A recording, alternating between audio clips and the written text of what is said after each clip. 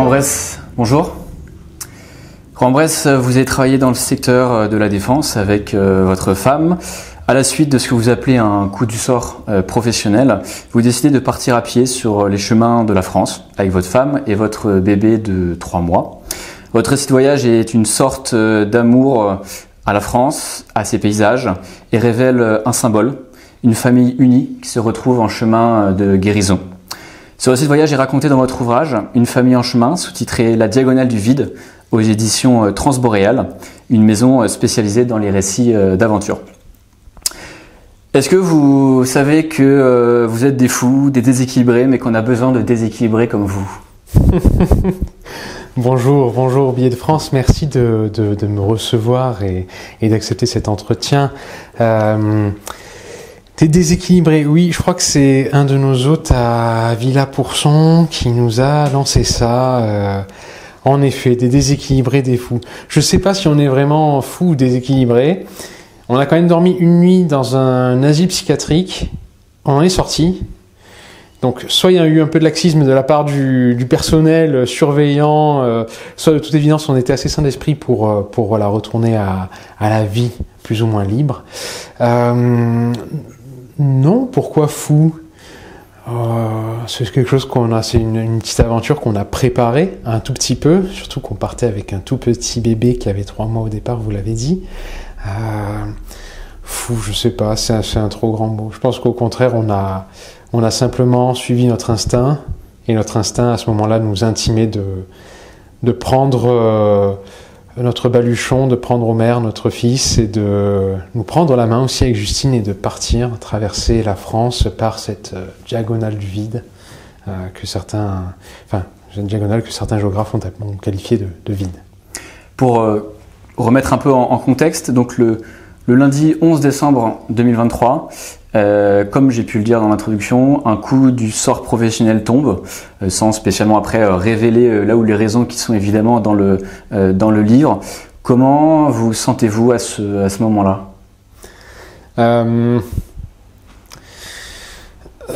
C'est des moments très paradoxaux, pardon. Ce sont des moments très paradoxaux. Parce que d'un côté, on a l'impression que tout s'effondre, surtout que c'était ma passion en fait, l'industrie de défense. Et j'ai pris la secousse vraiment, voilà, comme oula, d'un coup, tout s'effondre. Mais je l'ai aussi vécu avec un certain détachement.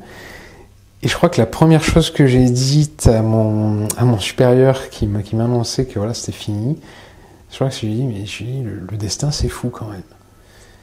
Et parce qu'en fait, Justine et moi, nous aimions beaucoup marcher. On arrivait à une période de notre vie où Justine était enceinte. On attendait notre premier enfant. Et on se demandait, voilà, Paris, est-ce qu'on continue? On était à fond dans nos métiers. Ça, c'était pas un sujet, mais c'était plus voilà la vie parisienne. On était traversé comme ça de questionnements. Et puis là, d'un coup, en fait, c'est vrai que pouf.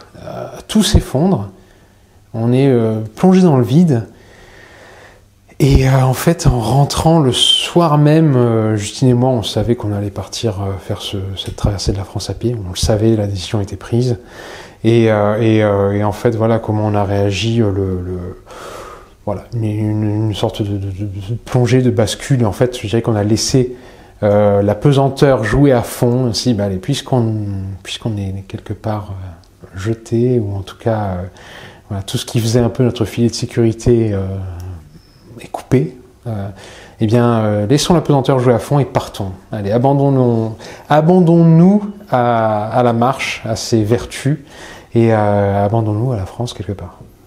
Et pourquoi justement à pied? Qu'est-ce que révèle la marche pour vous? On s'est mis à marcher, Justine et moi, après le Covid. Pendant le Covid, en fait, on a passé essentiellement le Covid à Paris, enfermé dans notre appartement, et on a eu l'idée qui est peut-être dangereuse de lire des livres. Et certains livres qu'on a pu lire nous ont là aussi intimé de nous mettre dehors, d'aller bivouaquer. Donc dès qu'on a pu, on a réalisé comme ça des petits bivouacs à Fontainebleau, en Vallée de Chevreuse, pas très loin, puis de plus en plus loin, à Annecy, dans le Quercy, puis après en Arménie, en Kirghizie, et on était toujours, on partait, en fait, on était tellement pris par l'intensité de la vie parisienne qu'on partait en autonomie, marcher.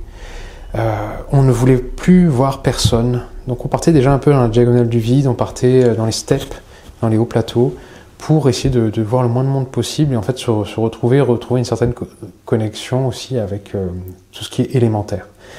Et moi, je me souviens très bien de nos premiers bivouacs, ne serait-ce qu'à une demi-heure de TER d'ici, c'est-à-dire à Fontainebleau. On passait un samedi soir, on rentrait le dimanche. En fait, on avait l'impression d'être parti une semaine entière. Et d'avoir un peu caressé cette reconnexion.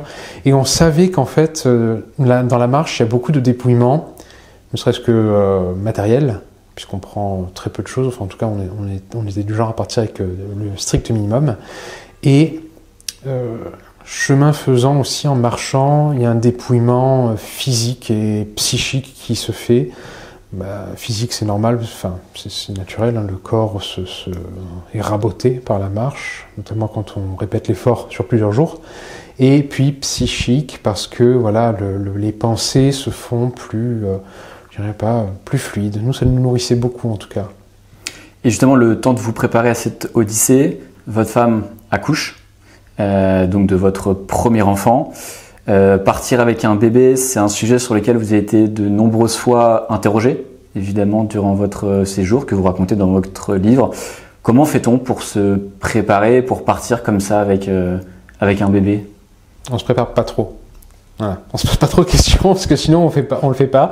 Non, comment on s'est préparé? En fait, je vais dire quelque chose qui a aucun sens, mais c'est purement une projection de parents. Omer est venu au monde à Montsouris, pas très loin, et on s'est dit tout de suite, mais lui c'est un bébé solide, ce qui veut absolument rien dire, hein, parce que bon, enfin voilà. Mais on a eu confiance en lui. Donc déjà, on s'est dit que ça le ferait, marcher plusieurs mois en France. Bon, déjà on est en France, c'est pas non plus le pays le plus désertique, le plus appauvri non plus. On a préparé ce voyage en emportant vraiment le strict nécessaire.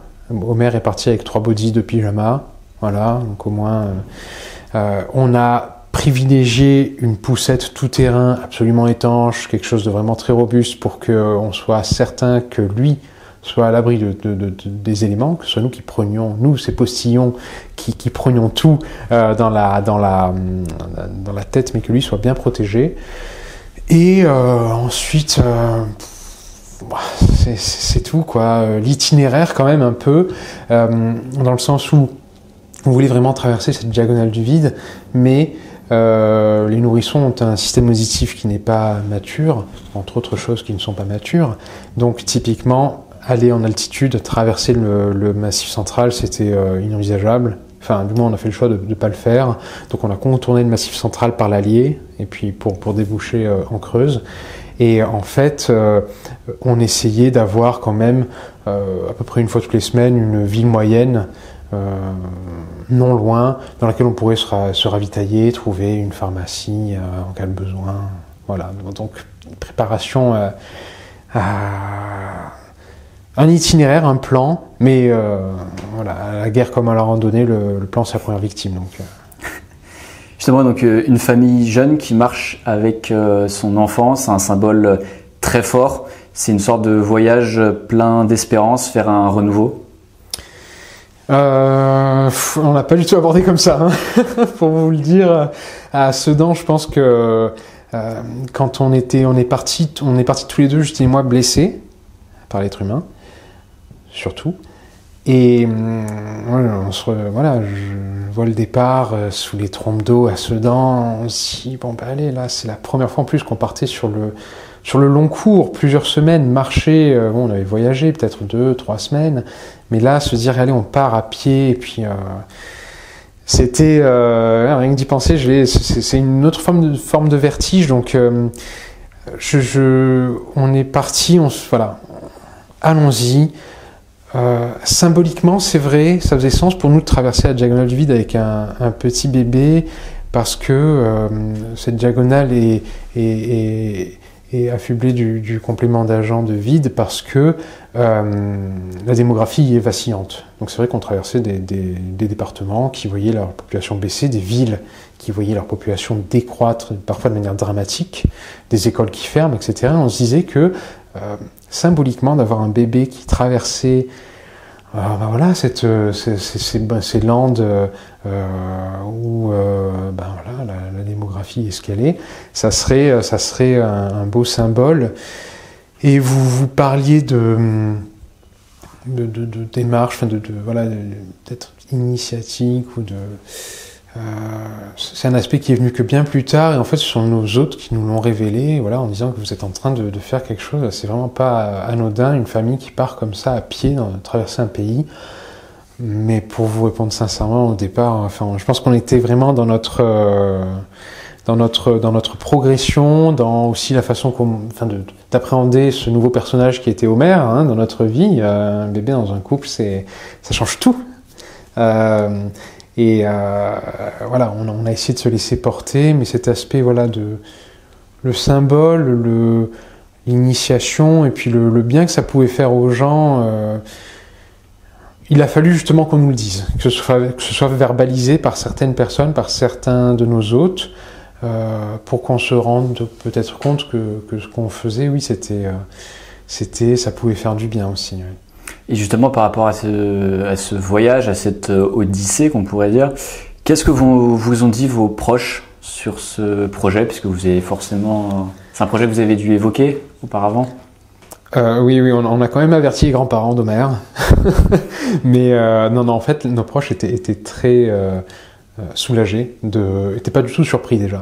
Ils nous connaissaient, ils nous disaient, bien sûr, enfin voilà, oui, ça vous ressemble tout à fait. Ils n'étaient pas surpris, nos parents n'étaient pas du tout inquiets, ils étaient même soulagés en fait de nous voir ne pas sombrer dans finalement une aigreur ou une tristesse un peu trop forte, mais au contraire se remettre sur quelque chose, retrouver du mouvement. Ça leur a parlé, ça les a aussi, je pense qu'ils nous connaissent, ils savent qu'on ne ferait pas de choses non plus trop folles, donc on est un peu carré, donc ça irait, qu'on ne ferait pas n'importe quoi. Et en fait, ça a même retendu voilà, ça a retendu certains liens, parce que en fait, certains proches, la famille est venue marcher avec nous, mes parents sont venus, les parents de Justine sont venus, son frère aussi, mes oncles et tantes, des témoins de mariage, des amis sont venus marcher avec nous comme ça. Et donc en fait c'était très touchant aussi de voir que on a contribué à mettre des gens en mouvement aussi dans notre sillage quelque part. Vraiment, enfin je dis ça tout modestement, mais c'était vraiment très touchant de voir cet élan, même si c'était que nos parents, de dire allez, ils se prêtent au jeu de la marche sous la pluie avec nous, quoi. Et donc ça c'était vraiment sur le terrain, et puis on va dire qu'en base arrière, en soutien, ils étaient là aussi pour envoyer des petits colis qu'ils nous adressaient en poste restante, parce que Homer, ça grandit vite à cet âge-là, les bébés, donc il fallait changer tous les mois la taille des bodys, et puis quand voilà, c'était l'été, parce qu'à un moment donné quand même il a fallu que ce soit l'été, malgré la météo déplorable qu'on a eue, envoyer des affaires adéquates à Homer. Vous avez parlé de soulagement de vos proches. Votre femme, quand vous avez quitté Paris, vous dites qu'elle est soulagée. Et même au fur et à mesure du trajet, vous dites que vous la redécouvrez. Finalement, qu'est-ce que la campagne, qu'est-ce que la marche vous a fait redécouvrir chez vous, dans votre couple? Et surtout, on a l'impression que c'est Paris le problème. On a l'impression qu'il y a quelque chose dans les villes, dans nos carrières qui nous étouffe. Dans la carrière, je ne sais pas. Dans la ville, je pense qu'on n'a pas su capter le meilleur de ce que peut offrir une ville comme Paris, qui est une... Moi, je la trouve, c'est mon avis purement personnel, mais je trouve que c'est une vie très abrasive, et une ville très abrasive. Les transports en commun, le rythme, le travail, il y a beaucoup de sollicitations, de notifications. C'est très intense. Donc c'est vrai qu'il y a... c'est un côté très séduisant parce que finalement, quelqu'un qui veut entreprendre, quelqu'un qui veut créer, c'est la ville de tous les possibles, hein, comme le sont peut-être un certain nombre de capitales. Donc il y a un côté très stimulant, mais à la longue, ça nous a peut-être un peu ébréché. Ça nous a peut-être émoussé. En tout cas, on n'a pas su prendre le meilleur, je pense. Et ce qu'on a retrouvé finalement en campagne, ou dans les villes moyennes, c'était une simplicité. Simplicité, je dis pas une facilité, hein. Une simplicité dans les rapports humains.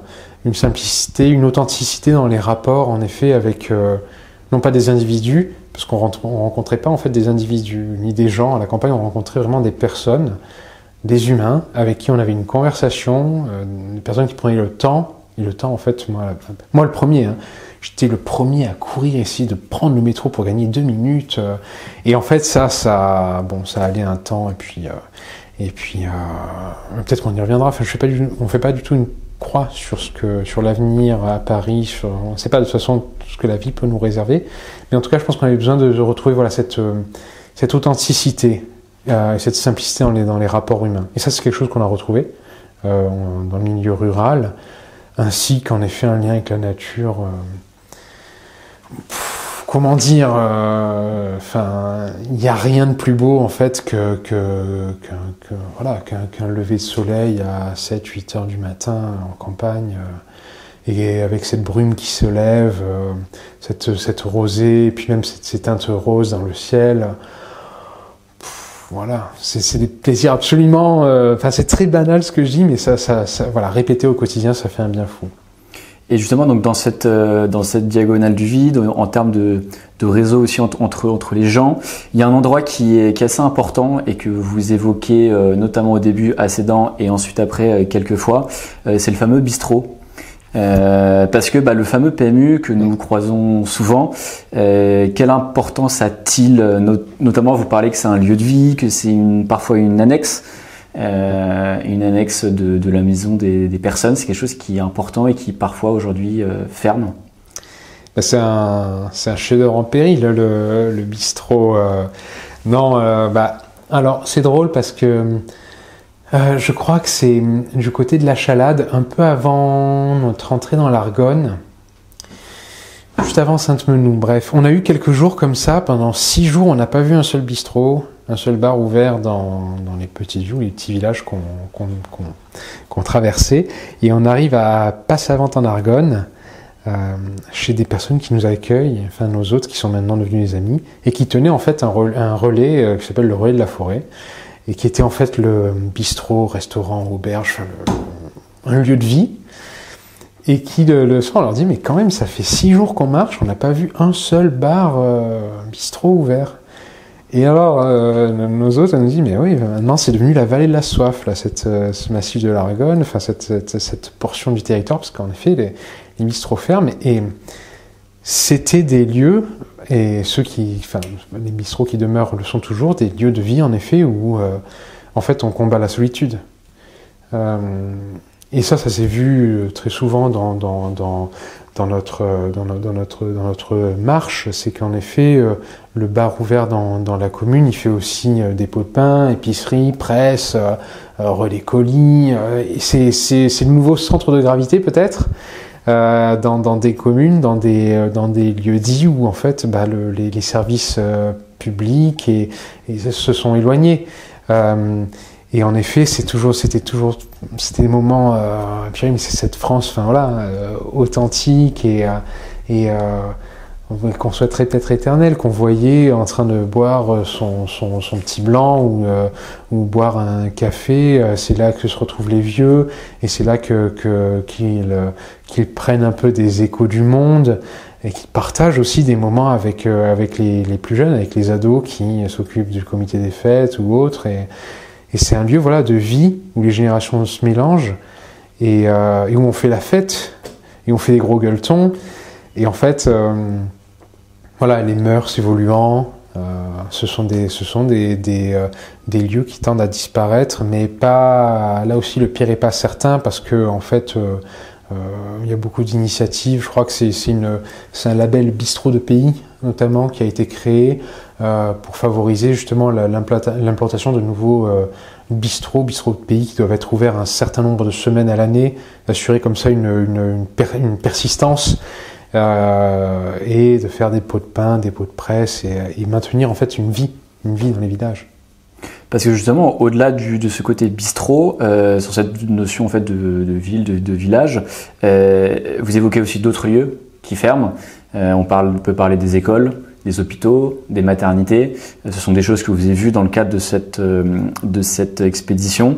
Finalement, en fait, dans cette diagonale du vide, le service public, au-delà du bistrot, il ferme boutique.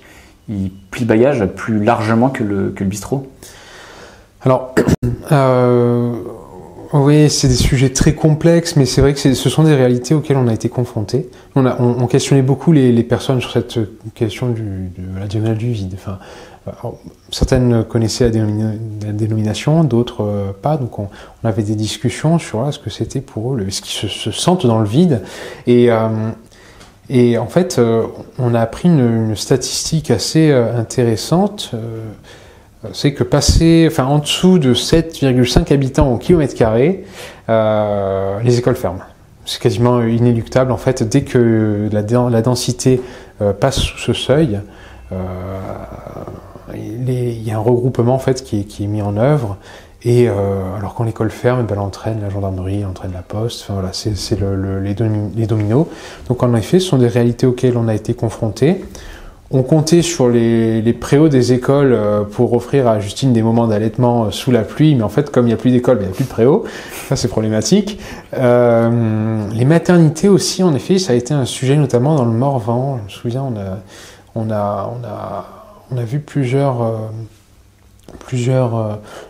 communes avec plusieurs banderoles contre la fermeture de maternités de proximité, parce que maintenant, du côté de Rouen-Morvan, les femmes doivent faire 2 heures de voiture pour aller, pour accoucher, pour rallier la maternité la plus proche. Ça commence à faire quand même 2 heures en voiture, donc il faut trouver des parades. Les services publics, oui, alors le vide de quoi? En effet, peut-être le vide de services publics. Alors ceux qui restent se démènent, les maires...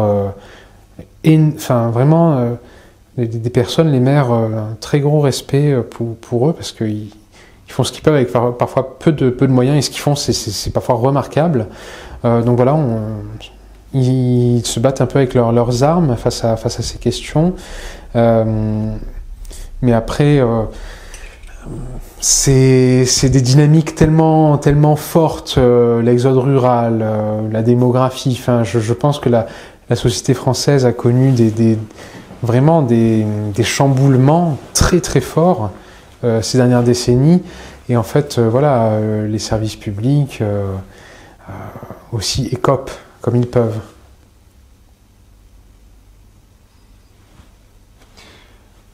On parle de désert, on parle aussi de désert médical, vous parlez justement de ces maternités. Et il y a un moment où vous allez, alors moi j'appelle ça un rebouteux, c'est-à-dire quelqu'un qui utilise un peu, on va dire, des moyens naturels pour agir sur le corps, un peu comme un médecin, mais un médecin qui va s'éloigner un peu de la science, non pas qu'il la rejette, mais qui va utiliser d'autres moyens. Et on a un peu l'impression que parfois, quand on lit les journaux, c'est un peu un marronnier, ces rebouteux qui prennent le relais de la médecine. Est-ce qu'ils viennent remplacer la science par un savoir qui a été transmis de génération en génération? Est-ce qu'ils viennent remplacer ce vide? Ou est-ce qu'il y a aussi un besoin un peu de merveilleux, un peu de délaisser toutes ces choses pour se reconcentrer sur des choses naturelles aussi? Ce monsieur, en l'occurrence, était très sollicité par des gens qui venaient très loin pour le voir. Donc c'est vrai que c'était intéressant. Il y avait rien en l'espèce, il y avait absolument rien de mystique ou de croyance. C'était vraiment quelqu'un qui avait certaines notions en manipulation, et j'en ai encore un sacré souvenir, parce qu'il nous a vraiment remis droit comme il fallait. Sur les rails. Sur les rails, voilà, exactement. Oui, en fait, c'est un peu de débrouille et de bon sens. Je pense on a vu ça aussi beaucoup. Alors ça peut s'exprimer en effet par le rebouteux, mais aussi par des pratiques beaucoup plus traditionnelles. Je sais pas, tuer le cochon encore ensemble, et puis vraiment tout le village le partager, faire le jambon. Et ça, c'est des choses un peu, je dirais, hors des circuits qui sont maintenant devenus un peu traditionnels, ou en tout cas conventionnels. Et c'est comme ça aussi que beaucoup de personnes vivent et que certaines activités se maintiennent. Et c'était très intéressant de voir aussi toute cette vie entre guillemets hors convention, parce que ce sont d'autres liens qui sont maintenus. Et finalement, nous, on aime à dire aussi, parce qu'on a, par la force des choses, c'était pas forcément prévu, mais on a beaucoup reposé finalement sur l'hospitalité. On pensait vraiment dormir sous tente, mais en fait on a eu recours pendant 4 mois à l'hospitalité et en fait hospitalité gracieuse, et justement la gratuité fait aussi sortir de certaines logiques conventionnelles, donc de certaines relations en l'espèce pécuniaire qui changent beaucoup de choses en fait dans les relations humaines. Et donc ça c'était en effet très intéressant de l'expérimenter. Et justement, vous rencontrez des mères qui vous offrent cet hébergement, mais aussi parfois un certain nombre de prêtres. On a l'impression que parfois vous tapez à une porte et puis il y a un prêtre qui sort. La pratique religieuse en France, elle est plutôt en baisse. Les églises se vident, mais pourtant, il semble avoir quand même ce maillage territorial d'églises et de prêtres qui demeure. Quel regard vous portez sur ce paradoxe éventuel et par rapport à vos expériences que vous avez pu avoir? On a eu, c'est vrai, au bout d'un moment, on s'est dit, mais en fait, à côté de la mairie, dans chaque village, il y a aussi l'église. Donc ça peut être, en cas de besoin, un moyen de repli si on trouve pas, ou si voilà, il n'y a pas de salle municipale où on peut dormir, etc. Et c'est vrai qu'à certains moments, on a fait appel aux paroisses, aux curés de certains villages. On a même dormi à l'abbaye de Ceffonds. On a dormi dans des églises aussi. Une église à la Chalade. Les curés, on les questionnait aussi beaucoup. Et en fait, ce qu'on peut retenir, ce qu'on retenait, Justine et moi, c'était que la pratique, enfin la vocation de prêtre changeait aussi énormément, parce qu'en fait, il y avait des regroupements aussi paroissiaux. Les paroisses était en pleine croissance, ce qui fait que parfois il y avait 1 ou 2 curés pour s'occuper de 50 à 60 clochers. Donc finalement, parfois les officiants passaient 3 heures dans leur voiture par jour, ce qui est une pratique assez... Enfin, aussi, c'était très différent finalement. La pratique changeait, il fallait faire des messes, maintenant, voilà, il y avait des calendriers pour pouvoir faire une messe à peu près tous les mois dans chaque village, parce que pas assez de prêtres, de curés pour les assurer. Ils sont toujours en voiture, c'est toujours sur la route. Beaucoup de voitures, exactement. Oui, on était très surpris parce que finalement on a toujours cette image du prêtre, voilà, qui est dans son village. Et en fait, non, énormément de voitures. Et des discours en effet sur cette baisse de la pratique religieuse, sur ce manque de moyens aussi de l'Église, mais un discours pas du tout fataliste, parce qu'à côté de ça, on a eu plusieurs fois le témoignage de curés qui nous disaient qu'il y avait beaucoup de personnes, jeunes, moins jeunes, jeunes adultes, qui toquaient aux portes de l'église, des églises en quête de sens, et des personnes qui avaient pensé pouvoir trouver dans la vie matérialiste telle qu'on peut la vanter aujourd'hui, dans la jouissance de biens matériels et de services, une colonne vertébrale, ou en tout cas un sens, et puis en fait, qui un jour voyait que, oui, mais en fait, le matériel c'est bien, mais il manque quelque chose, il y a quand même un vide profond à combler. Il se consume. Ouais, aussi, tout à fait. Et ce besoin en fait de transcendance, que certains ne trouvent pas, et alors ils allaient le chercher, ils vont le chercher, voilà. Et maintenant, il y a quand même aussi une certaine offre, l'islam, le christianisme, le yoga, ou de nouvelles, des croyances qui sont peut-être moins, qui viennent d'autres cieux. Le défi, c'était quel ton doit donner l'Église, quel langage doit-elle trouver pour essayer j'emploie des termes peut-être très commerciaux, mais c'est vraiment les discussions qu'on a eues pour capter toutes ces personnes qui sont en quête de sens. Pour marketer. marketer leur offre. Exactement, mais c'était ça, c'était vraiment le discours qu'on nous a tenu. C'est voilà, c'était à Bourbon-Lancy, je me souviens très bien. En effet, sur le marché, il y a plein d'offres. Je dis de sacrées, même techniques, hein, voilà, la croyance, la technologie, tout ça. Mais comment on se positionne aujourd'hui, l'Église, nous, Église, pour séduire ces jeunes, ces moins jeunes qui cherchent. Et ça nous a beaucoup travaillé aussi. Et on a eu un moment vraiment très beau à l'abbaye de Ceffonds où on a eu la chance de passer une nuit dans l'abbaye de Ceffonds. On était d'ailleurs les seuls à l'hôtellerie le soir, et donc on a pu aller passer la messe en fait avec les cisterciens, l'abbaye de Ceffonds. Et c'est vrai que quand on passe l'entrée, on se retrouve dans cette abbaye avec ces hauts murs qui nous coupent complètement du monde.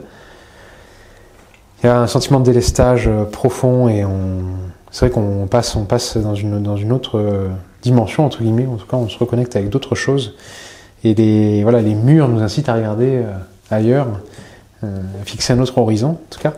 Mais voilà, en tout cas, pour l'Église. Beaucoup de défis, mais pas du tout de défaitisme. Non. Et vis-à-vis de ces territoires, justement, un prêtre, c'est aussi quelqu'un qui vit en célibataire, qui vit seul, dans des territoires qui sont vides. Quel regard il porte sur cet environnement ? Ça, c'est une mauvaise réponse, mais je dirais que ça dépend. Il y a un témoignage qui nous a assez marqué, c'était dans le Châtillonnais. C'était à Châtillon-sur-Seine. Je crois que le curé venait si je ne me trompe pas, de Dijon. Il venait d'être muté. Et en fait, on lui disait, oui, alors là, attention, tu vas à Châtillon-sur-Seine, c'est un peu... Voilà, c'est le vide, hein, c'est le vide, et puis c'est pas la même sociologie. On disait, oui, en effet, je suis arrivé, et j'ai vu que comparé à Dijon, en effet, il y avait peut-être des moyens, les personnes avaient des moyens plus modestes. Même les infrastructures de Châtillon-sur-Seine, même si c'est une très charmante ville, c'est pas du tout comparable à Dijon. En effet, je basculais dans un autre territoire, dans un autre terroir, dans une autre sociologie, mais j'y retrouvais des relations humaines plus fortes, plus authentiques, une solidarité en tout cas accrue par rapport à ce qu'il pouvait connaître du côté de Dijon. Et pourtant, il n'avait pas quitté Paris. Voilà. Ouais. Comment se passe une journée, le quotidien d'une journée de marche ?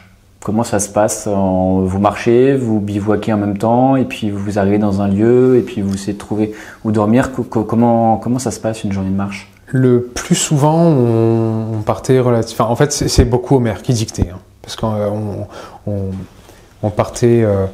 on avait besoin de marcher, mais on a tout fait vraiment en fonction du rythme de notre situation. Petit est déjà un chef. Comment ? Oui. Petit est déjà un chef.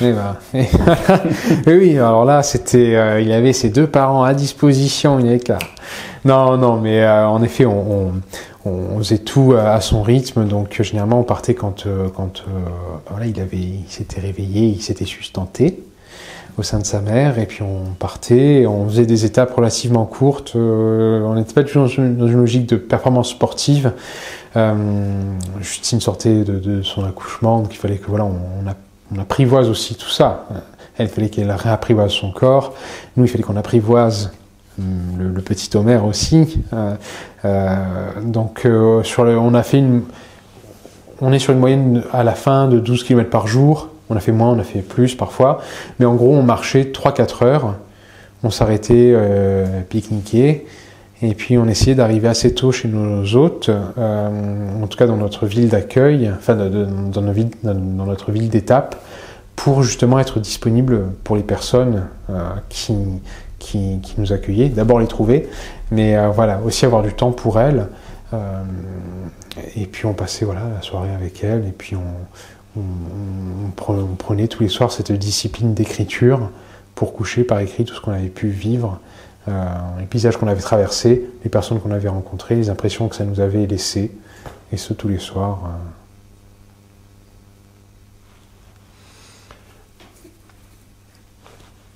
Est-ce que vous savez faire un herbier maintenant ? Oui. Alors là, faudrait que je révise. Bah oui, ça fait partie des moments école buissonnière. C'était à La Roche-Millet, sortir du Morvan, vraiment les derniers contreforts du Morvan. On est tombé chez une famille alors d'agriculteurs, c'est peut-être pas forcément le terme, mais en tout cas ils étaient en train de faire de l'agriculture symbiotique. Donc de créer vraiment sur des parcelles, de planter un certain nombre d'espèces qui pourraient vivre ensemble et se soutenir, voilà, en cas de chaleur, en cas de pluie, faire en sorte que telle plante, tel arbre planté ici puisse, voilà, faire un écosystème finalement résilient. Ces personnes-là nous ont dit, vous savez, vous pouvez manger plein de choses rien qu'en cueillant sur les bords des chemins, plein de plantes vivaces. Et donc, ils nous ont pris pendant une demi-heure, on a fait un herbier, tous ensemble, avec leurs petits-enfants. Ils avaient des enfants en bas âge aussi. Donc, c'était un moment, mais totalement cliché d'un dimanche à la campagne, ou d'une après-midi du moins à la campagne, où les petits sortent rentrent de chez leur nounou, et puis, allez, papa va les amener... avec les invités, on va faire un herbier. Donc là, voilà, une forme de reconnexion. Et surtout, on se rend compte de notre bêtise, Justine et moi, quand on arrive à 30 ans et qu'on ne sait pas faire la différence entre voilà, on ne sait pas déjà qu'un pissenlit est comestible, ni que la veste l'est. Voilà, c'est une claque et c'est une petite leçon de vie. 7 ans d'école, 7 ans d'études, voilà. La capacité à vendre de l'armement de pointe, mais pas à construire un herbier. Voilà, bon. Vous avez parlé que vous allez dans les familles. Prendre un repas chez des personnes que vous ne connaissez pas, c'est quelque chose généralement de très fort, surtout vu ce que vous faisiez au quotidien et votre démarche. Cela signifie justement que vous rentrez dans un cercle familial assez souvent fermé. Vous rentrez même dans l'intimité des familles directement. Et ces familles-là se confient à vous, c'est quelque chose qui est très fort. Bah oui, parce qu'en fait, on a pris très vite on avait une règle, 2 règles. Écrire tous les jours et avancer tous les jours. C'est important pour nous d'être tout le temps dans le mouvement. Et ce qui fait que, voilà, quand quelqu'un nous accueillait, elle comme nous, c'est la personne notre hôte comme nous, savions que ce n'était que pour un laps de temps relativement court, une soirée. À partir de là, finalement, on se livre beaucoup. En effet, ouvrir la porte de sa maison, c'était aussi souvent synonyme d'ouvrir la porte de sa vie. Et Justine et moi mettions un point d'honneur à arriver assez tôt chez les personnes qui acceptaient de nous accueillir aussi pour être là pour elles. Parce que ce qui nous a beaucoup questionné aussi, c'est on reçoit beaucoup, mais finalement, qu'est-ce qu'on donne en retour? Qu'est-ce qu'on rend? Toujours le don et le contre-don. Objectivement, une personne elle nous accueille, elle accueille 2 vagabonds qui puent et qui sont pleins de boue, et un petit bébé qui, de temps à autre, pleure. Donc, et nous, là, on est au chaud chez elle, parfois elle nous nourrit, elle nous accueille, nous protège. Qu'est-ce qu'on offre en retour? Nous, ce qu'on nous offrait, c'était notre oui. Et on offrait vraiment une écoute. On n'était pas seulement là pour entendre, on voulait vraiment écouter et comprendre et questionner encore une fois les personnes qui nous accueillaient. Et en fait, c'est vrai qu'on a entendu des histoires mais exceptionnelles, incroyables, des parcours de vie qui sont en fait des leçons quoi, de résilience. Là aussi, c'est un terme aujourd'hui qu'on galvaude, mais voilà, de pas se laisser abattre et de continuer et d'aller toujours de l'avant malgré le destin qui peut avoir parfois la main leste. Et puis voilà, on rentre, on se livre comme on se livrerait pas peut-être en sachant qu'on reverrait la personne. Là, on sait que c'est un coup unique, je dirais. Eh bien, allons-y. Vraiment, ça fait partie de l'abandon en fait. Et ça a donné lieu. Le fait aussi qu'on vienne peut-être en famille avec un tout petit. On a eu vraiment, on est resté chez toutes les générations. Notre diagonale du vide n'a pas connu de conflit intergénérationnel. Et parfois, on est resté chez des nonagénaires, chez des octogénaires, et en fait, ils n'avaient pas vu de bébé depuis des années, parfois, parce que les familles maintenant vivent, les enfants sont partis vivre loin à l'étranger, etc., pour plein de raisons. Et en fait, avoir là quelques heures, deux jeunes, puis alors en plus un bébé, le lendemain c'était des départs larmoyants. Et nous, on était extrêmement touchés de voir l'effet que pouvait procurer une famille, en tout cas deux jeunes adultes et un bébé qui passaient comme ça pour quelques heures chez quelqu'un. Et donc oui, ça c'était des moments qui nous auront marqué, je pense très profondément, Justine et moi, et qui nous auront fait quelque part aussi avancer. Alors justement, parmi toutes ces personnes qui vous hébergeaient, vous l'avez dit à l'instant, il y avait pas mal de retraités. Je pense essentiellement parce que la Diagonale du Vide, c'est une moyenne d'âge assez élevée. Est-ce que ça a fait évoluer votre rapport aux anciens ? Pas vraiment, parce que je pense que Justine comme moi, on a été élevés avec un profond respect déjà des anciens, et on aime un peu l'ancien aussi. Voilà. Donc l'ancien plus dans la polysémie du terme. Mais moi j'ai été très proche de mes grands-parents. J'ai été notamment éduqué en partie par ma grand-mère paternelle. Donc on connaît tous les deux la valeur de ce qui est vieux. On aime bien le vieux.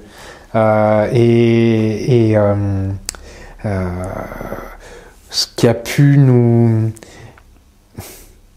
Non, ça nous a beaucoup nourris. Ça nous a beaucoup nourris et en fait, ça nous a beaucoup, je dirais, émerveillés, beaucoup inspirés en matière de famille. Voir en fait parfois ces grands-parents qui nous racontaient avoir eu 3, 4, 5, 6 enfants et avoir 10, 12 petits-enfants. Et en fait, on tombait chez des familles comme on pouvait en voir avant, je dirais, entre guillemets.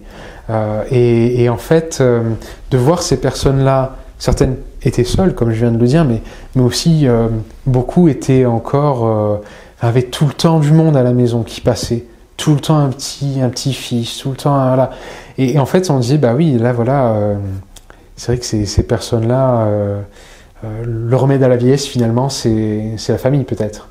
C'est le fait d'avoir tout le temps de la vie, du bruit, des cris. Alors c'est vrai qu'au bout d'un moment, voilà, même aux mères qui pleurent, on en a marre. Mais c'est aussi ça qui fait qu'on n'est pas en train peut-être pas de rancir, mais de s'assécher. Et nous, ce qui nous a marqué... C'est un symbole de vie. Ah bah oui, enfin même c'est la vie, quoi.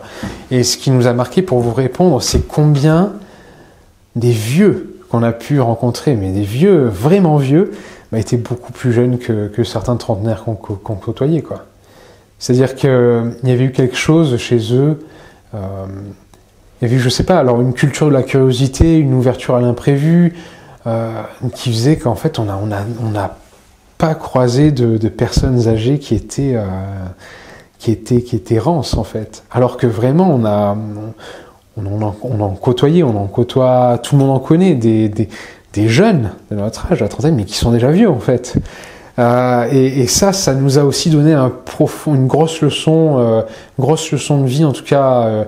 Voilà, attention, enfin, voilà nos modèles. Et plus tard, essayons d'être comme eux.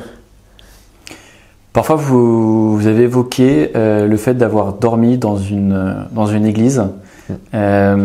Dormir devant, je sais pas, une statue de la Vierge Marie, de Jeanne d'Arc, du curé d'Ars, c'est pas quelque chose qui est spécialement anodin. Je pourrais paraphraser en disant que face à eux, plusieurs siècles vous contemplent. Comment est-ce dormir avec l'histoire en face de soi? Ça transporte. Ça menacerait même d'écraser, parce que typiquement la nuit qu'on a passée dans l'église de la Chalade, qui était donc on est dans l'est de la France, on est toujours dans les Ardennes, je crois. La Chalade, en plein massif de l'Argonne, c'était une église qui était alors c'est une curiosité parce qu'elle est en croix grecque, ce qui est extrêmement rare en fait en France.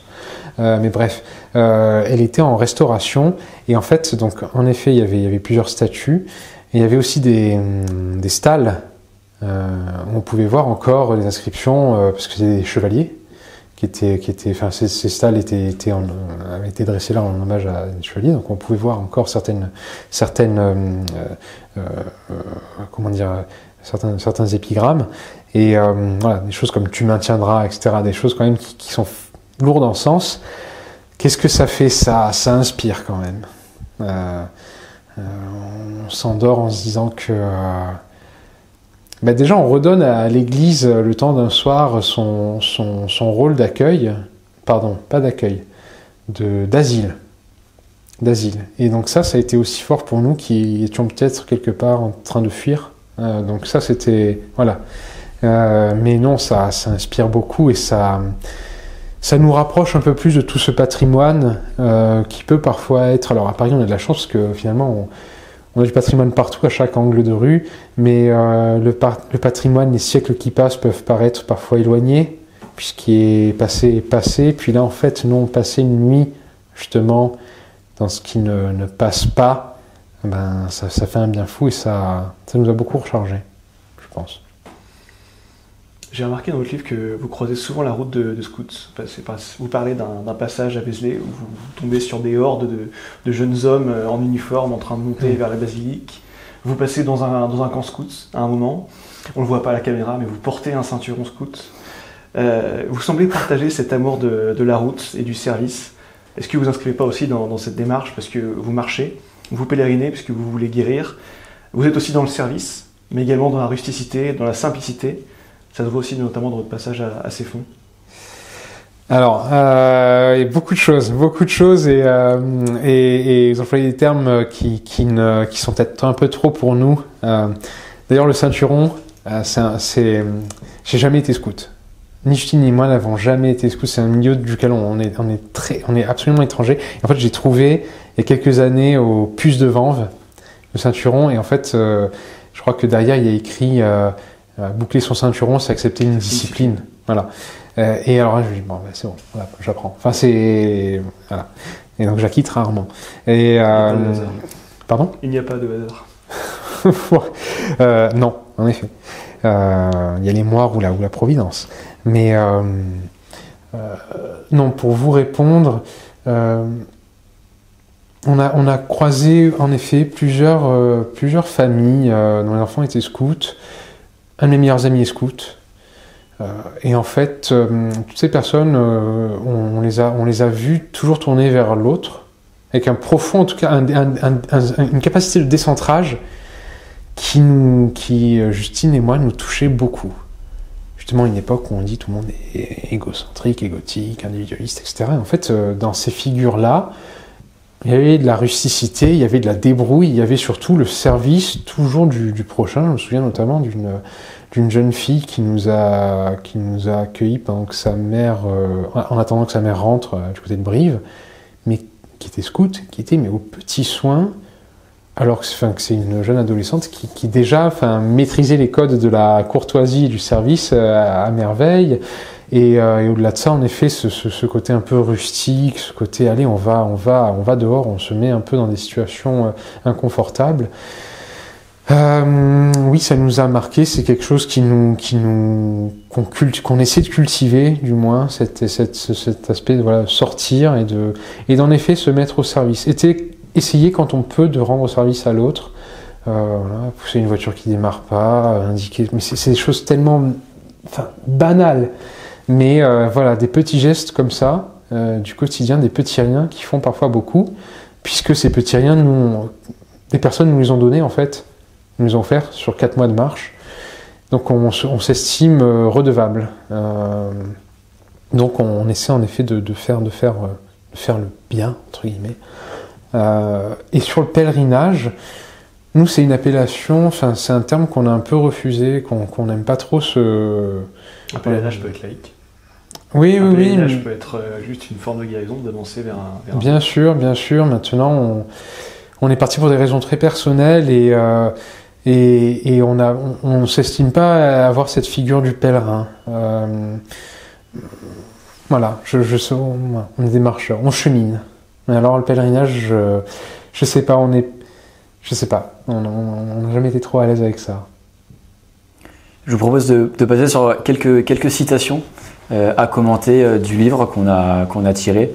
Un jour, vous dormez donc dans une famille et dans le livre, donc vous écrivez une phrase que j'ai trouvée magnifique en parlant d'un repas de famille. C'est page 57.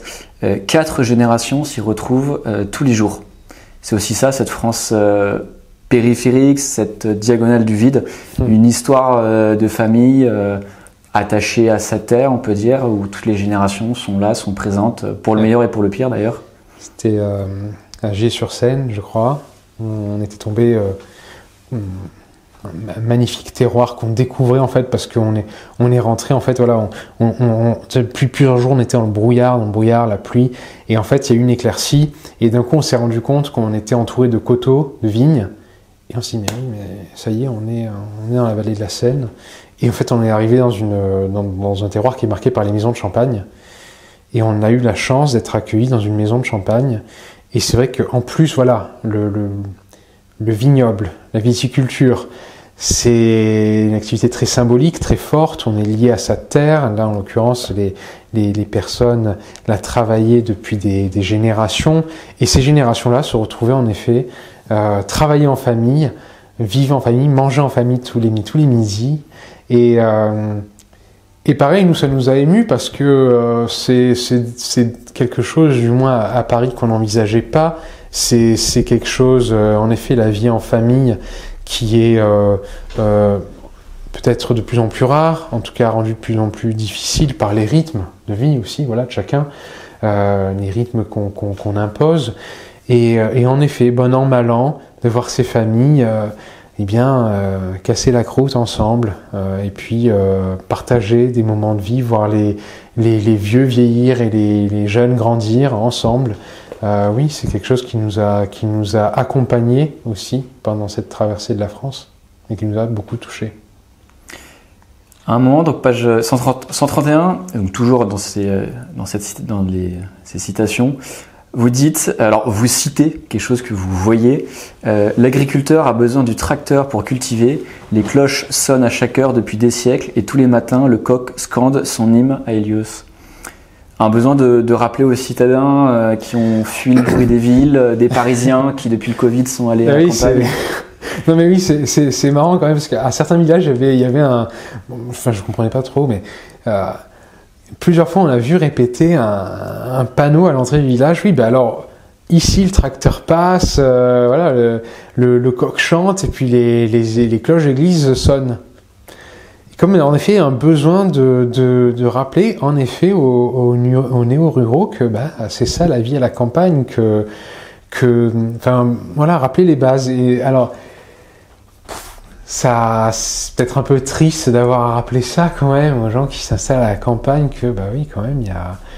Alors, on peut appeler ça des nuisances sonores ou au contraire de douces mélodies, ça dépend comment on prend les choses, mais mon avis là-dessus, mais oui, enfin, on trouvait ça très, très marrant, très quand même cocasse d'avoir à rappeler quand même aux personnes qui viennent s'installer qu'en effet, c'est à la campagne, qu'à la campagne il y a des tracteurs, que donc ça fait des ornières, qu'il y a de la boue, qu'il y a des bêtes, que ça fait du bruit aussi, des animaux, bon, et puis il y a les cloches, mais en fait, pour nous, ça, à l'Angelus, ça nous a bercé aussi. Donc, je comprends pas ces personnes qui veulent que les églises arrêtent de sonner, ça, c'est un autre rythme aussi. Et puis, voilà, ça révèle aussi qu'il y a besoin de réapprendre à vivre ensemble. Mais que c'est pas... vraiment, je dis ça, je stigmatise pas du tout les néo-ruraux, parce qu'on vient de s'installer à la campagne, il y a des trucs, il y a des choses qui m'exaspèrent moi aussi, les mobylettes, j'en peux plus. Et pourtant, je suis bien content quand il y a la fête du village et que ces mêmes jeunes que je peux pas voir avec leur mobilette toute la journée sont là pour faire vivre le village aussi.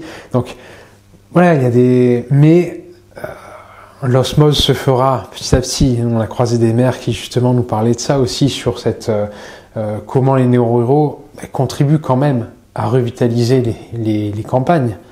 Et des gens qui s'installent, même s'ils viennent de la ville pour des maires, c'est c'est beaucoup d'espoir, c'est beaucoup d'espoir. Et tout leur défi actuel, c'est justement de faire dialoguer les ruraux et les néo-ruraux, et faire en sorte que la mayonnaise prenne. Et ça c'est un vrai travail, mais ça se fera. Page 102, je cite. Mon épouse, mon fils, un rayon de soleil, un cigare et un esprit qui tire des plans sur la comète. Est-ce que ce n'est pas ça le bonheur? Oh, voilà. Le bonheur, c'est quelque chose qui fuit. C'est un lendemain, le bonheur. Non, là, je stigmatise simplement un moment de joie, en fait, où finalement un moment de joie où finalement on est présent. On est présent au moment, on est là, iketnuk, quoi. Alors, on est là, et en effet, il y a mon épouse et mon fils qui sont les êtres qui me sont le plus chers, qui sont là près de moi. Il fait beau, je n'ai rien d'autre à l'instant T à penser qu'à profiter de cet instant-là et à en prendre le meilleur. Donc voilà, la joie, oui. Deux citations qui sont en même temps qui s'additionnent. Page 121, la maison de Dieu et l'hôtel de ville forment les deux piliers inévitables et inséparables de nos communes. Et la deuxième citation qui est aussi une forme de continuité. Les maisons de Dieu sont la retranscription architecturale de la diversité géologique du pays. Elles sont un fil rouge, celui de l'excellence dans la réalisation, une excellence inspirée par la transcendance. C'est très fort. Y a une vision qui n'a jamais cessé de nous émerveiller, sincèrement, Justine et moi, c'est quand on traverse ce paysage de France et que quand on arrive au sommet du vallon, on voit le clocher qui perce à travers la forêt et qui s'étend vers les nuages et qui annonce en fait le prochain village. Et ça, on en a vu un, on en a vu 1000. Mais c'est toujours, c'est archétypal de la douceur de nos campagnes, enfin du moins de celles des campagnes des paysages qu'on a traversés, parce qu'il y a aussi des paysages en France peut-être plus rugueux, mais voilà, qu'on était avec un petit, c'est pas ceux qu'on a empruntés, mais voilà, c'est en effet cette image du patelin français, du village avec son église, sa mairie, sa belle école aussi, avec ses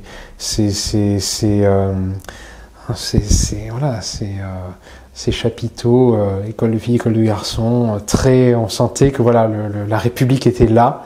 La troisième. Voilà, oui, la République, en tout cas, elle était là. Et que, voilà, en effet, alors il y avait un dialogue peut-être plus ou moins tendu entre les deux, selon les époques, mais que, voilà, c'est en effet deux choses, la mairie et l'église, qu'on a cessé de voir.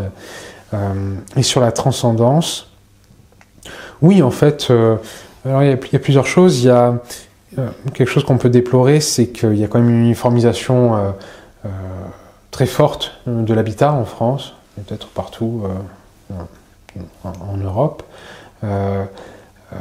Et en fait, là où on retrouvait encore une certaine identité régionale, c'était vraiment dans les centres-villes et c'était dans les églises. Moi, j'étais très marqué par exemple, vous avez Condom dans le Gers, peut-être 20 km à vol d'oiseau après, même 15 peut-être à vol d'oiseau, en ligne droite, il y a Eauze, et donc deux cathédrales, si je ne me trompe pas, peut-être une église à Eauze, mais je ne suis pas sûr.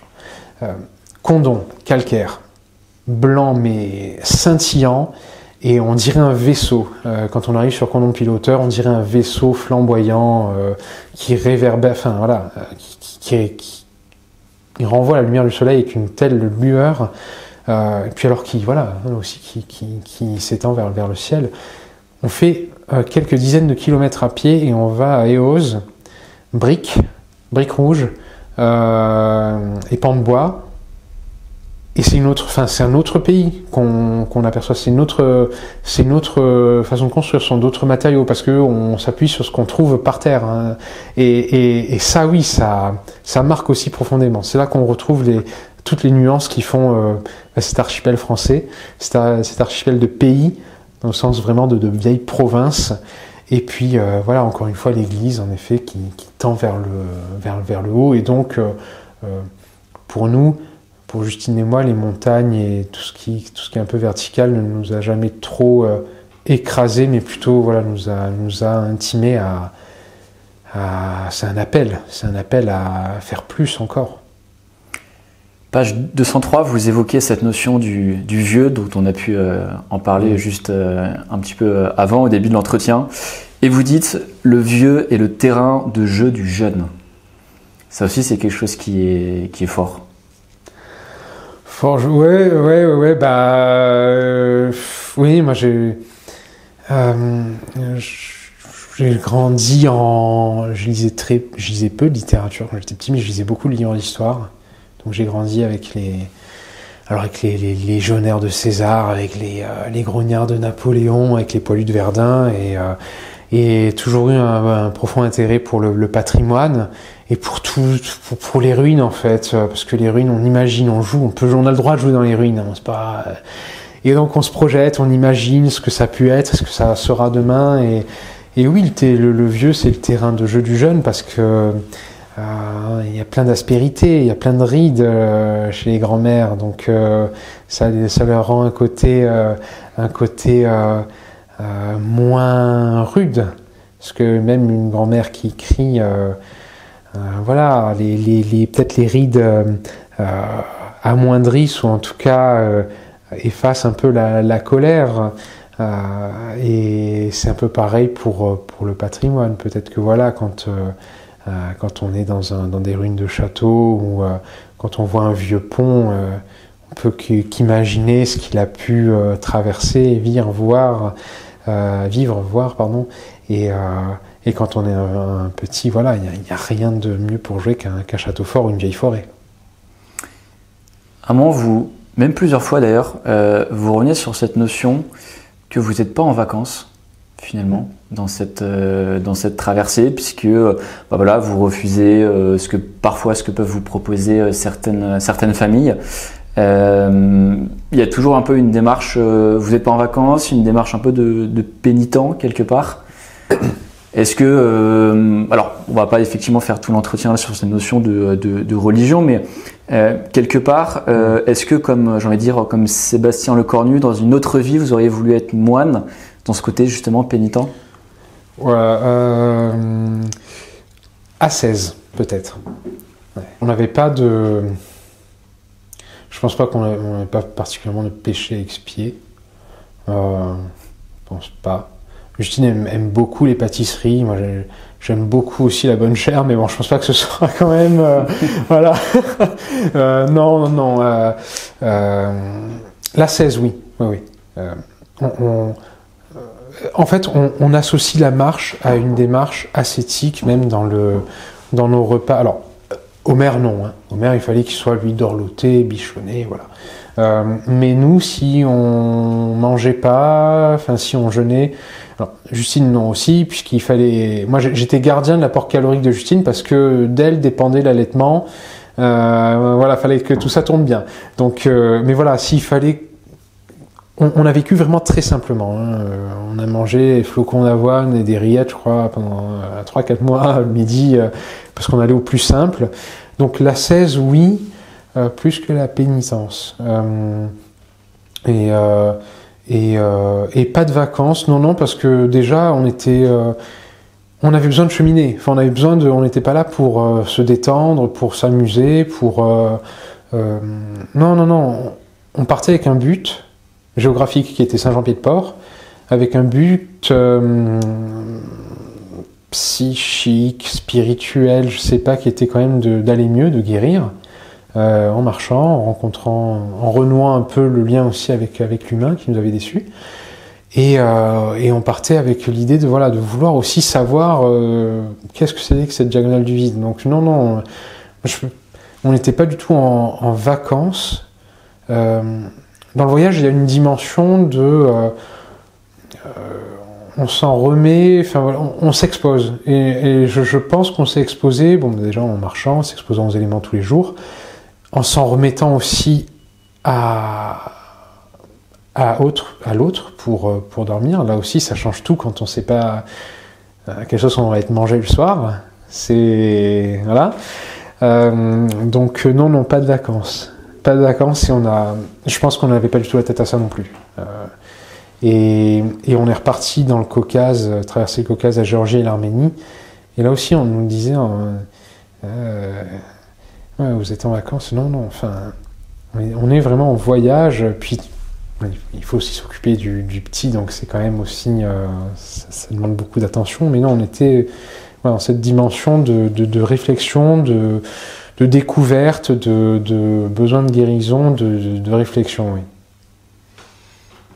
À un moment, vous rencontrez le Tour de France. Et vous avez cette phrase, « La France est là, la France qui rit, la France qui danse ». Pourquoi c'est la France?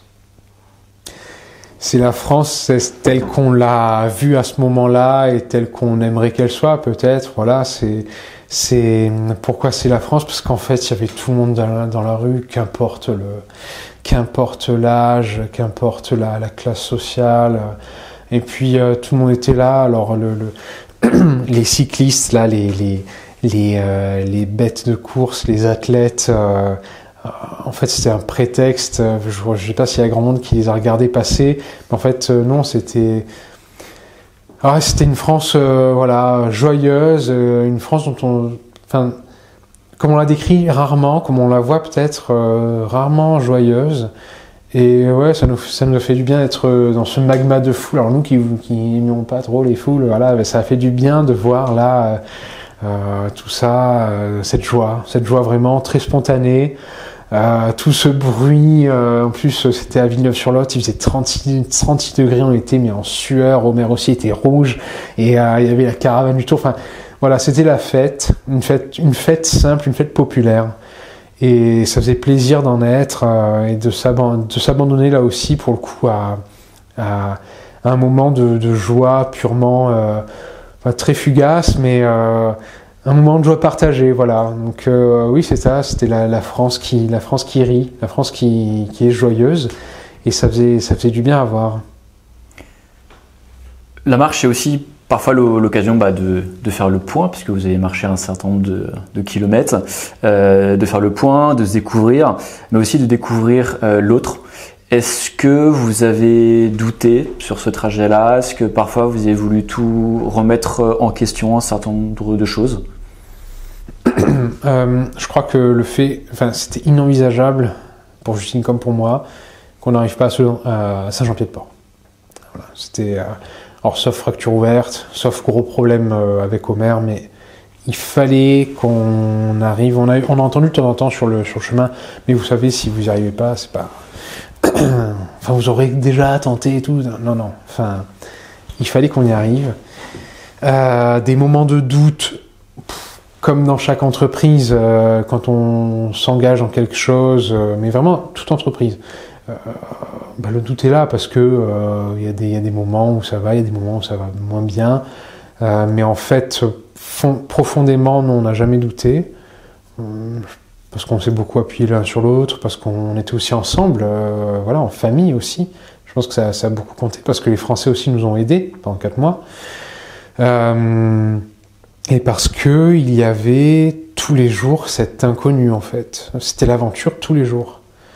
Ne serait-ce que, voilà, ne pas savoir chez qui on allait tomber, quelles histoires on allait entendre, ça a été notre dope, en fait. On se dit, mais non, mais là, bien sûr, on a eu 3 mois de pluie incessante du 1er avril au 22 juin. Au bout d'un moment, la pluie, on n'en pouvait plus, on n'en peut plus. Mais il se passe toujours quelque chose qui fait que on chasse l'onde. Et puis, non, en fait, il y a des choses à vivre tous les jours. Et c'est ce qui nous a aussi profondément plu, marqué, c'est qu'on a vécu 4 mois intenses. Et on a vraiment eu le sentiment de vivre. C'est-à-dire qu'il n'y a pas eu une minute de gâché, pas une minute à attendre la réunion à 10h30, ou voilà, pendant une demi-heure, on va avoir une réunion pour se dire qu'il faut mettre une autre réunion. On n'a pas eu 1 heure à penser aux problèmes je sais pas, du quotidien, de la location, du plombier qui doit passer, je sais pas, tout ce qui peut faire le quotidien qui est propre à avoir un foyer aussi, hein. Donc c'est très bien aussi d'avoir ces problèmes-là. Mais là, en fait, ce que je veux dire, c'est qu'on n'a pas eu une minute consumer. On l'a consumé en vivant. Et ça n'a pas de prix. Et ça, c'était exceptionnel. Et c'est pour ça, je pense qu'on a voulu très vite repartir en Caucase. Et c'est pour ça, je l'espère du moins qu'on aura l'occasion de repartir dans d'autres aventures. Et c'est pour ça aussi qu'on essaie de s'orienter vers des métiers aussi très engagés pour aussi se sentir vivant. Et justement, pour écrire ce livre, il a fallu donc écrire. Quel rapport avez-vous à l'écriture? Et en parallèle, comment vous vous êtes organisé pour écrire ce livre-là? Alors, Justine et moi avons pris une habitude qui est devenue une discipline, ou une discipline qui est devenue une habitude, je sais pas, c'est d'écrire tous les jours. Pour nous, c'est devenu très important. Et c'était même vital, Justine le dirait bien mieux que moi, pour pouvoir vider notre coupe, en fait, avec toutes les informations qu'on avait pu recevoir chaque jour dans la marche. Il fallait que tous les soirs, on ait 1 heure, 1 heure et demie. Justine écrivait beaucoup pendant cet été nocturne. Voilà, pour vraiment coucher chaque lieu, chaque nom de personne, chaque anecdote, chaque impression, et pour pouvoir être disponible aussi le lendemain. Parce que si on gardait tout, non seulement on fait pas du tout confiance à nos mémoires, ça serait perdu, et surtout on serait plus disponible. Donc ça, c'est vraiment un exutoire. Moi, je retrouvais aussi dans l'écriture finalement un moment où on reproduit une certaine sédentarité. C'est le moment où, alors que moi je suis très casanier, hein, donc 4 mois comme ça sur les routes, c'était pour moi très difficile d'être comme ça, toujours en mouvement. Et en fait, mon carnet, là je reprenais le contrôle. Tous les soirs, je savais que je retrouvais la page blanche, mon stylo, et j'écrivais, et j'avais un semblant de maîtrise sur tout ça. Et on a fait donc on a tenu un carnet de route, un journal de bord en fait, tout simplement. Et tout le travail, on a eu la chance d'être très très bien accompagné par les éditions Transboréales qui ont fait un travail remarquable pour justement nous accompagner et faire de ces carnets un récit de voyage, un récit de vie. Est-ce que ce livre était prévu? Parce que si vous écrivez, est-ce que c'était destiné, vous saviez que vous alliez écrire quelque chose, un livre, ou est-ce que c'était destiné plutôt à ce que ce soit personnel au début? On est parti, c'est une très bonne question parce que c'est un mélange un peu tous les sentiments. On est parti bien sûr voilà, pour de bonnes raisons très personnelles, mais on était aussi encore une fois très curieux, cette diagonale du vide, et on comptait voilà, tous ces témoignages. On voulait aussi en faire quelque chose. Ça fait des années qu'on a cherché le temps d'écrire parce que c'est quelque chose qui nous plaît beaucoup. Et là, en fait, on avait tous les voyants étaient ouverts. On allait avoir le sujet, on allait voir le temps et la matière première, quoi, et le temps donc. Et voilà, on avait vraiment le souhait de pouvoir publier quelque chose. Et encore une fois, la forme, ça a été tout le travail avec l'éditeur. Pour aboutir à peut-être un peu plus qu'un récit de voyage, peut-être plus que des chroniques de la diagonale du vide, mais justement voilà, un récit de vie. Peut-être notre éditeur nous a peut-être poussé à dire des choses qu'on n'aurait pas forcément dites. Mais bon, c'est ça. Et que vous aviez écrit ou pas? Oui. Oui, d'accord. Vous finissez donc le livre donc, par un entretien de Christophe Guilluy, le fameux géographe. Il trouve notamment amusant que vous ayez voulu marcher dans cette France que l'on qualifie de vide, alors que, comme il dit, c'est finalement la France du plein. Est-ce réellement justement la France du plein? C'était un moment assez... c'était un moment excellent vraiment avec Christophe Guilluy, parce qu'on est rentré, donc on a fini notre marche à Saint-Jean-Pied-de-Port.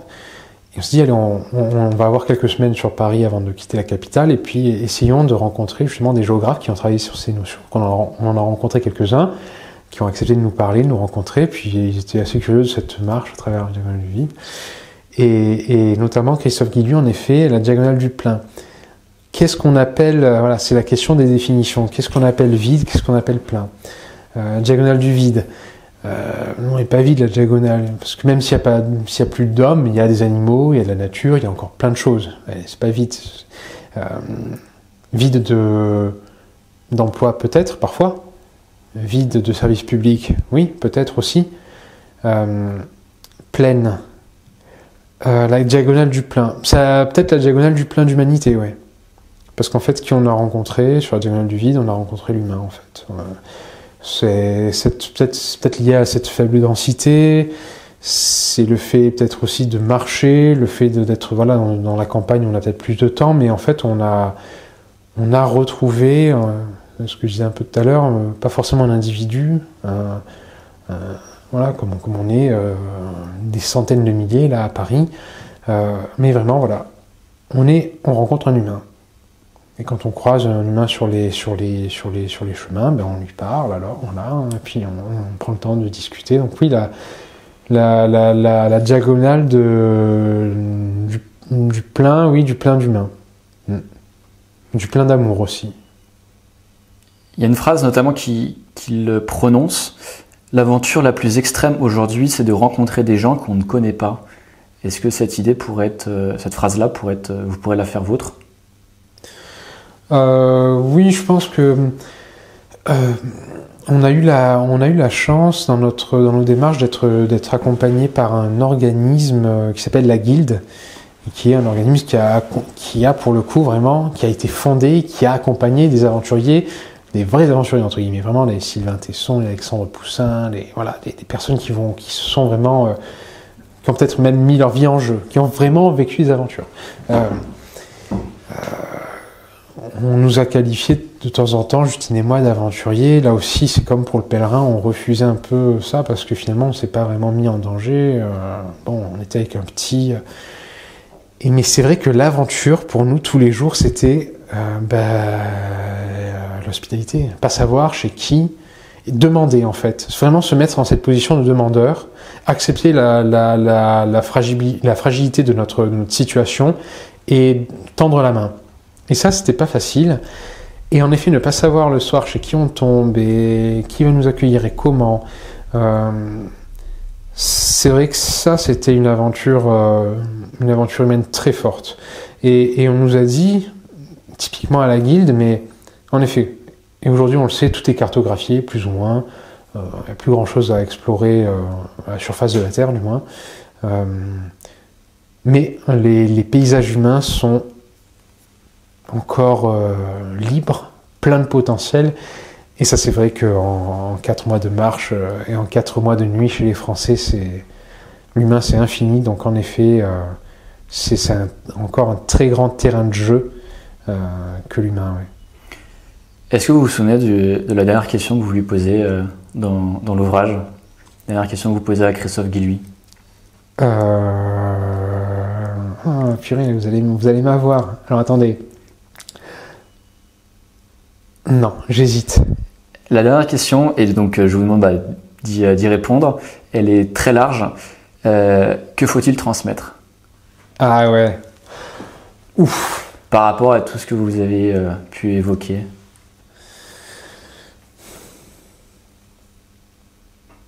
Que faut-il transmettre? Un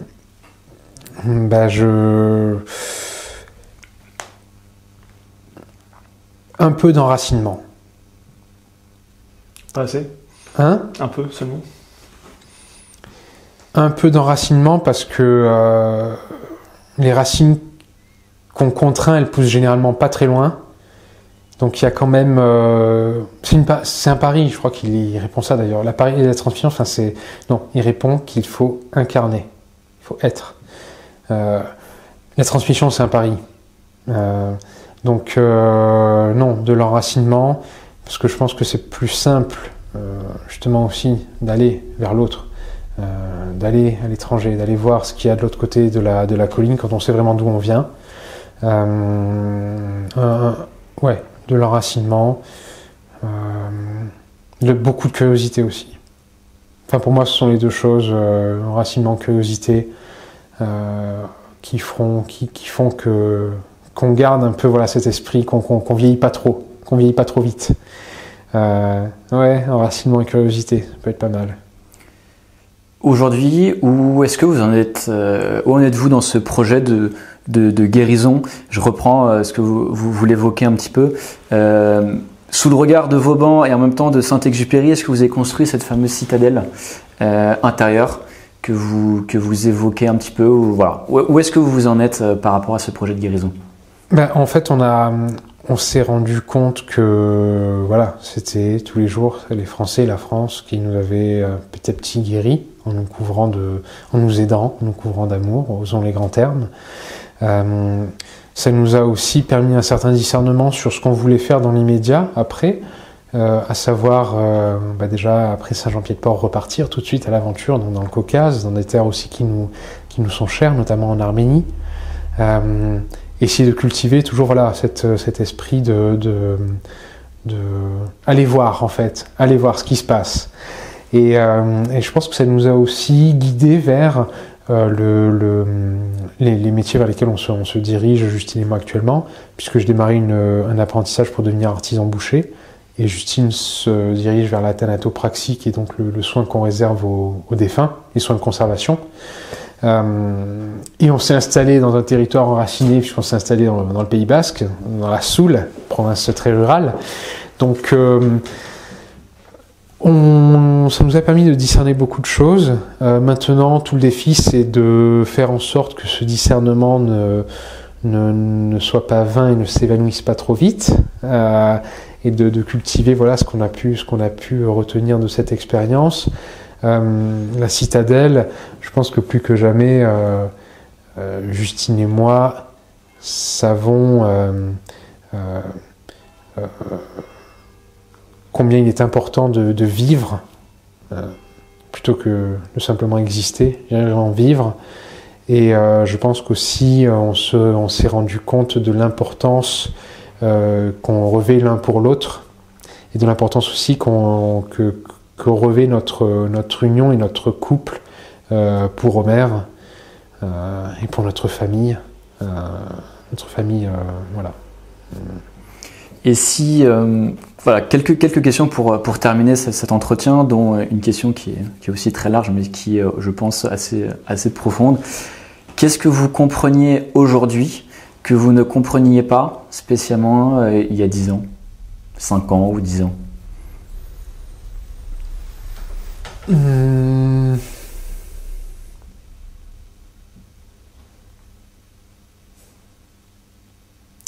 Les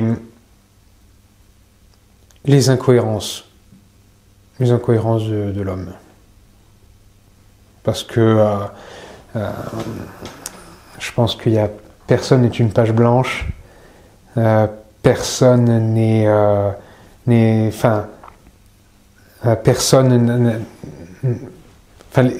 tout le monde a des contradictions. Et donc peut-être je pouvais peut-être avoir tendance à pas comprendre ça, à être peut-être un peu trop manichéen. Et je pense que je suis moins, je dis moi le sommes peut-être un peu moins aujourd'hui, mais oui, je dirais à plus comprendre en effet ces contradictions qui sont tout à fait humaines et qui font peut-être même la richesse de l'homme. Vous avez évoqué le fait que vous aimiez beaucoup les livres, notamment la littérature. Est-ce qu'aujourd'hui vous lisiez un livre particulier? Quel est votre livre de chevet? Alors, j'ai découvert Jean Lartegui, qui a notamment fait une remarquable biographie de Marco Polo, entre autres ouvrages. Et en fait, ça c'est vraiment le problème avec ce genre de lecture, c'est que ça donne envie de repartir à l'aventure et de quitter le confort et de continuer le mouvement. Mais voilà, en ce moment, oui, je me penche sur la bibliographie de Jean Lartegui. Ouais. Et au-delà de cet ouvrage, est-ce que vous auriez trois livres, par exemple, à recommander qui vous ont potentiellement forgé? Les pensées pour moi-même de Marc Aurèle. Les pensées pour moi-même, ça c'est oui, ça je pense que c'est mon livre de chevet.